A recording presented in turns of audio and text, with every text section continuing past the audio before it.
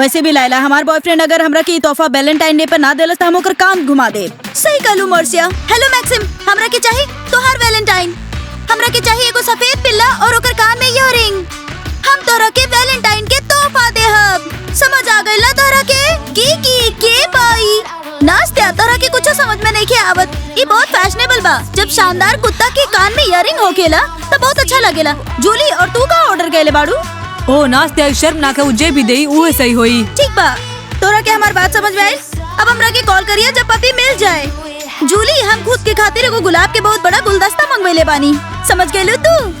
अब चला ना, तू तो कुछ अपना खातिर ऑर्डर कर ला। पता ना ओकरा का पसंद, हमके कोनो आइडिया ना। मर्सिया का तू सुन ले बाड़ू। ए भगवान जूली, अगर हमरा पास तोरा जैसन दिक्कत होखत त हम त खुद के खातिर पैसा। वैसे भी कल हमने बॉयफ्रेंड ढूंढने वाला बानी ताकि हमने के तोहफा मिल सके। मर्सिया तरह के बॉयफ्रेंड काहे चाहिए? पढ़ाई करे के बा, हम व्यस्त बानी। वैसे पात्रिक तू केहू के ना बताई काई? केहू के ना बताई। हम इंसेक्ट लवर बन गइल बानी। काऊ कहा? तका तू केहू के बताई बा ना बताई। वैसे हम यहाँ कीड़ा के प्यार करे आयल बानी। अर्त्यम कीड़ा का है, तितली का है ना? पात्रिक तरह के पता बा तितली लोग बहुत चालाक होकेली। वसंत के समय पे हमरा घर में आ गइल रहली जे अभी तक बाड़ी। अर्त्यम तोहरा कमरे में कैसे रहेली? उकरा तुम खाना कैसे खिलावत हो? पात्रिक का तू बेवकूफ बड़ा। एक बूंद मेथी चाय और फिर पूरा दिन खुशहाल। ओ गोट का उहे कीड़ा बा जौन तोहर कमरे में रहेला। पात्रिक ही है बा, एकर नाम गीगी बा। हम त एकर फोटो भी बनैले बानी।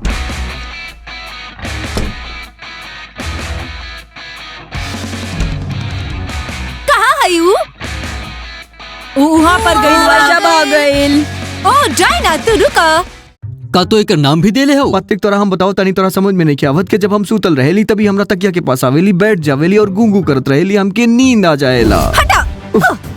डायना तू पगला गइल बाड़ू, तोरा दिखाई नहीं के देत हमनी बात करत आनी। पात्रिक की गीगी के फोटो तुम तो ठीक बारा ना? तो के बुखार त ना हा? ना पात्रिक हम ठीक बानी। असल में हम तोरा सलाह देवे चाहत बानी कि तू भी एगो पाल ला। याना का तू पगला गइल बाड़ू का? यहाँ हमनी के खड़ा होकर लोग के अच्छा ना लागेला। गीगी हमरा के माफ करिया, हम तोहार एगो नया फोटो बनाई। हाँ ते हमके तोहरा खातिर बुरा लग रहा हा। हमरे पास एगो पालतू कुत्ता हा। ओ गॉड, हम कहाँ भागी? हाँ यहाँ भागती। हाँ ओ कहाँ गईलू? हाँ यहाँ पर गई। हाँ हम थक चुकल है याना से। अब भी सब कुछ वैसे नहीं होए वाला जैसे हम चाहत रहनी। हाँ खोला दरवाजा, ब्रेक के घंटी बज गई। हाँ तू खोल दा। अब तू समझ गई ना तोरा के निकले के अगर हम ना खोलब ता का कर लेबू तू? हाँ बतावा। अब वैसे नहीं होई जैसन हम चाहब। ठीक है ना? ठीक है डायना, सब कुछ वैसे नहीं होई जैसन तू चाहबू। हाँ ठीक है, चल अब खोल दा। तोरा से बहस करे बेकार है। चलो तू दरवाजा खोल दा। ओ सब ठीक कर ले ऐसा बोल रहा हूँ। ओकरा समझ आ गई है कि सब कुछ ठीक करे के ही पड़ी। याना तो सुनिश्चित कर लिया कि आगे का होए वाला है। तो के पता है ना हम अपन विचार नहीं खे बदले वाला है। समझ गई तू? ओ सुना डायना, हम तो के हार माने के मौका दे रहा है कि सब कुछ हमारे हिसाब से होए वाला है। नहीं खे याना, ये सब कुछ हमार प्लान रहे कि वैलेंटाइन डे में कैसे पार्टी देवे के हज्जी माँ के। लेकिन तुम हमारा प्लान रहे। ठीक है ना? गलत बात है कि हाँ लड़की लोग ही हमार पैठा गीगी। हमके लगा था ये पागल हो गई। सुना अर्त्यम, भला यही में बाकी तू अपन पालतू जानवर के नाम बदल ला, वरना अच्छा ना हुई।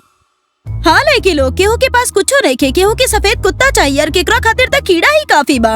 ई का पागल और तुम फेंक दई तस्वीर के और खुद के धोखा ना दा। ना हम एकरा फेंक ना सकेली, कल हम एकर फोटो और बनाई। वैसे अर्त्यम, जब तक तेरा पास ही कीड़ा बा तू हमनी के पास मत आई है। हाँ अपन कीड़ा के साथ चल जा। थक चुकल बानी हम तारा से। अर्त्यम दोस्त लोग का तू डायना के दिखला हो, हमके मिलत नहीं कि हमार फोन भी नहीं किया उठावत। कहाँ बाड़ी हूँ ना, हम ओकरा के ना दिखनी। पात्रिक एकरा के का हो गइल बा? अर्त्यम पागल हो गइल। ठीक बा। का लेकी लोग तू लोग डायना के दिखले बाड़ू का? हाँ हम देख ले हैं। वो और याना पकड़म पकड़ाई खेल रहल बाड़ी, वो ऊपर गइल बाड़े। ठीक बा लेकी लोग, धन्यवाद। ओ डीमा हाय, का तू याना के देखले हो? अच्छा हमके पता नहीं कि हम भी डायना के ही ढूंढता हम नहीं। याना से थक चुकल हैं, वो जवाब न दे रहा है। और लेकी लोग भी कहली कि डायना पकड़ा पकड़ी खेला तारी ऊपर। सुना डीमा, हमके पकड़ा पकड़ी ना पसंद है। चला चल जाओ। याना डायना डायना याना डायना डायना याना याना। अर्थम शायद जिम में हुई। हाँ जल्दी चलो देखा जाए। डायना याना। ओ गॉड याना छोड़ो। छोड़ हमके, छोड़ हमके। आरती हमके छोड़ दा, हमके डायना के पीटे के हाथ छोड़ा हमके, छोड़ा। और डीमा तो छोड़ दा हमके, तोके पता हम एकरा साथ का करे वाला है। लेकिन डायना सब कुछ वैसा होई जैसे हम चाहब, ठीक है ना? ना ऐसा ना होई, डीमा छोड़ा हमके। ठीक है डायना, हम अगला ब्रेक में मिला थे तोरा से, ठीक है ना? हाँ ठीक है, हम देख ले तोरा के जमीन पे पटक के मारब हम, समझ गई तू? हाँ ना तो चुप रहा डायना, तू समझ गई? चुप रहा, तू चुप रहा, तू हटा, तू चुप रहा, चुप रहा, बकवास मत करा। हाँ लड़की लोग तोरा के झगड़े के ना चाहिए। डायना हमके तरह से उम्मीद ना रहे। तो के पता का डीमा सबसे पहले ई शुरू कैले हा, तो के पता हा ई का करे वाला रही अपन बॉयफ्रेंड के साथ मिल के हमार वैलेंटाइन डे पार्टी की आइडिया चुरा के और अपन स्कूल में आयोजन करे वाला रही। डायना असल में हमारा आइडिया रहे, समझ गलू ना? तू झूठ बोल रही या नहीं? हमारा आइडिया रहे ना, तू चुप कराई, हमारा आइडिया रहे ना, ये गलत था ना, ये हमारा आइडिया रहे। हमके तोरा पे गर्व हा। और तुम शांत हो जा, तू दिखला ना डायना कितना शानदार बड़ी हुई, याना के कैसे मरली। डायना ये शर्म के बाद तू एगो लड़की हो के एगो लड़की से लड़ता एगो लड़की हो गई तो का भइल डीमा? तो के पता हा वो हमारा आइडिया चुरा के अपन बर्थडे पार्टी सेलिब्रेट करे वाला रहे, जे हमारा आइडिया रहे, और वो अपन बॉयफ्रेंड के साथ जाके पार्टी सेलिब्रेट करे वाला रहे, ठीक है ना? ओ गलती कैले से पहले हम ना का भइल, हमने एकरा छुड़ावत रहनी ना, हमनी जश्न के और बेहतर बनावे वाला बानी। दोस्त लोग हम एगो पालतू ले ले बानी, गीगी। ये तो बहुत मजाक क्या है। डायना का हो गई, तू और याना कॉरिडोर में काहे दौड़त रहलू? डीमा तू चिल्ला काहे लड़ल बाड़ा? का तू दोनों के झगड़ा भइल बा? हाँ कुछ तबा। लेकिन लोग का तोरा के पता हा हम डीमा खातिर को प्लान ऑर्गेनाइज कैले रहनी वैलेंटाइन डे खातिर, और तो के पता हा याना के कोनो तरह से पता चल गेल हमार प्लान के बारे में, और वो अपन बॉयफ्रेंड के साथ मिलके ही प्लान के ऑर्गेनाइज करत रहे। ये हमके बहुत ही गलत बात लागल, ठीक है ना? ये सब बिल्कुल गलत था। तोरा के ओकरा साथ परेशानी हो रहल बा? नाश्ता कैसन परेशानी, ऑडिटोरियम में झगड़ा भइल, डायना का तरह जरा भी शर्म ना ना आई। तो के पता है टेंजी के आना बहुत ही गंदी लड़की हा, हम बहुत परेशान हई। सुना दोस्त लोग, हमरा पास एगो तरकीब बा। दोस्त लोग हमार भी बात सुना, हम एक लवर बन गइल बानी। और गिगी का तरकीब हा? तोरा के पता बा हम का सोच रहल बानी? पूरा स्कूल के वोट करे के चाहिए। डायना, डीमा की याना और अर्त्योम के पार्टी के साथ केकरा वोट देवे के चाहिए। हाँ गिगी तू बिल्कुल सही कहलू, काहे कि झगड़ा कुछ ज्यादा ही हो रहल बा आजकल। नहीं लेकिन लोग तरकीब अच्छा, लेकिन तू लोग टेंजी के पहचानी लू ना, वो लोग कही की पार्टी के आयोजन उहे लोग करी है, ठीक है ना? सुना गिगी बहुत ही अच्छा तरकीब है, पूरा स्कूल के वोट करके तय करेगा कि क्या पार्टी के आयोजन करी है, ठीक है ना? ये सही आइडिया है। हाँ ठीक बा दोस्त लोग, हम वोट इकट्ठा करत आनी। हाँ जल्दी करा। हाँ गिगी बहुत ही बढ़िया। दोस्त लोग गिगी हमार वैलेंटाइन डे बाड़ी, हम ओकर वैलेंटाइन डे पे गिफ्ट देब। तो का गिगी के पता है? ओकरा कैसे पता होई? उ तो जानवर बाड़ी। दोस्त लोग कुछो मत पूछा, काहे कि वो सिर्फ अपन गिगी के बारे में बात करेला और केहू के भी बारे में ना। दोस्त लोग हम ओकरा बहुत मारनी, ऐसे मारनी, बहुत ज्यादा मारनी, हम ओकरा पछाड़ देनी, ऐसे करके मारनी, वो हमके मारस, फिर हम ओकरा मारनी, फिर हमके मारनी ओकरा, वो बहुत भयंकर रहे। याना तो शांत हो जाओ, तू ना झगड़ा करा, तू एगो लड़की बाड़ू, झगड़ा हम कर ले। का हम कैसे ना फर्क पड़ेला कि पार्टी के आयोजन के करल हा?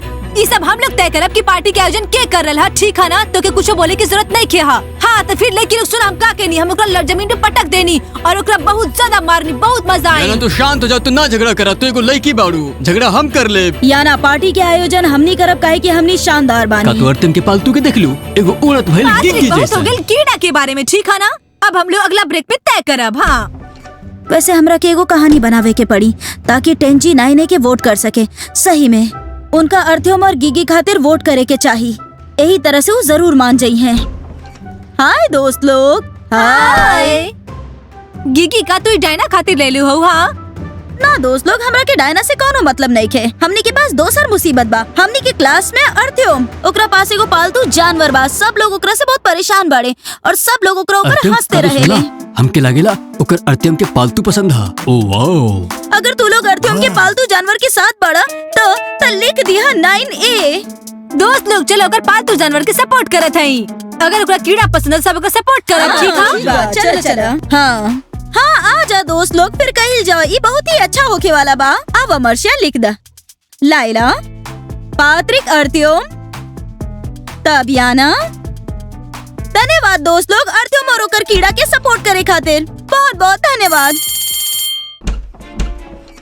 वाओ तक का हम लोग शुरू करी अभी। हाँ हम कैसे नहीं खे लागत है याना, पूरा स्कूल वोट कर देलस। तो हर मतलब कहा? तोहर मतलब का बा? सही में याना। वैसे भी याना, ई पर्ची पे ई लिखल है कि वैलेंटाइन डे के आयोजन के करिए, इमे हमार नाम लिखल है, तू देख सकेलू, ठीक है ना? ओहो रुका जरा, हमनी के बेवकूफ बनावल गइल। चलो अब चल के गिनल जाओ।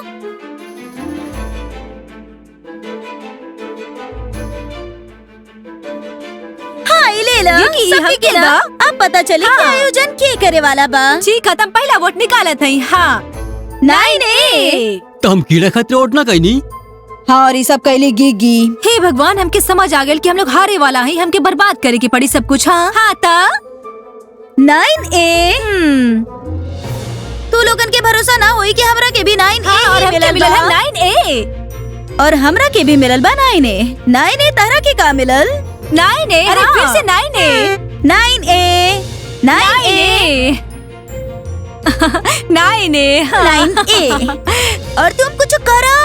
अब हम का करे, पूरा स्कूल वोट कर देले हा। बस हो गई वैलेंटाइन डे हमनी के बा और हम अपन गिगी के वैलेंटाइन डे बना भी ले बानी। 9A। हाँ, और तो हर काइल और सबसे आखिरी हाथ देखा 9A। 9A जीत हाँ, तो वैसे भी तोरा सबके पता चल ही गल हुई कि के आयोजन करे वाला है, ठीक है ना? 9A आयोजन 9A करल बा। हाँ, 9A करिए 9A। ये हम बानी। हाँ, तो 9A हो गई। हाँ ठीक है, क्या है? हाँ ठीक है, वैलेंटाइन डे। हाँ तो दोस्त लोग हमारे चैनल के लाइक करें, सब्सक्राइब करें और घंटी बजाएं। तब तक ले सबके बाय।